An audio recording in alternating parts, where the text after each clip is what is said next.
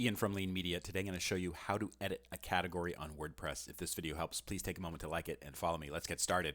So I have this blog on WordPress, and you can see the categories are showing up at the top of each post. This one's called Boston. I want to change it to Newton.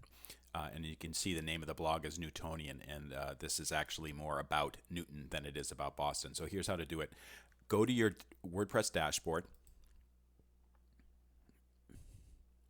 and then hover over posts and select categories. So here are all the current categories. I'm taking the first one, which is called Boston, and I'm clicking edit.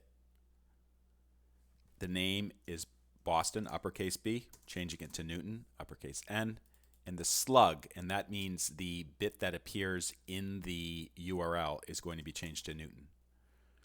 And I'm going to leave these blank and then press update.